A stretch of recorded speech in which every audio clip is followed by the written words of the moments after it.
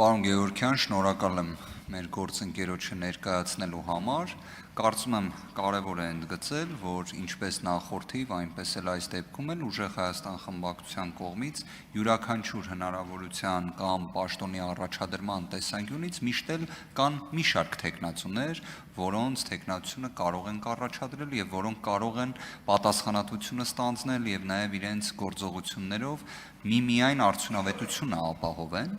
Այստեղ նաեւ պարզապես ուզում եմ հնարավորությունը օգտագործել արձագանքելու միջոցով, երբ Տիկին Ղազարյանի կողմից հարցադրում է հնչեցվում, թե արդյոք կա որևէ քրեական վարույթ կամ ոչ,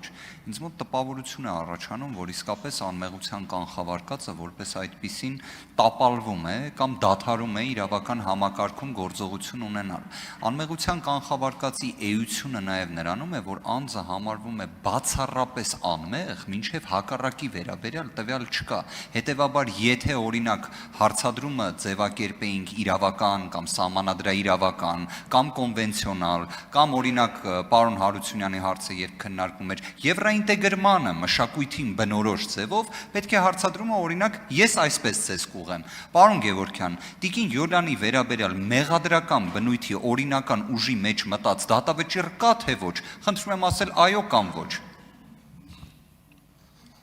Պարոն Վարդևանյան, դուք ավելի ճիշտ եք ներկայացնում իրավական ձևակերպումները, ինչ վերաբերվում է մեր թեկնածուներին, անցած անգամ էլ եմ ես նշել, որ մեր թեկնածուներից շատերը իրենց գիտելիքներով, փորձով պիտի լինեն հանձնաժողովներում եւ փորձեն առավելագույնս արդյունավետ լինեն հենց այդ հանձնաժողովներում։ Շնորհակալ եմ։ Արձագանք։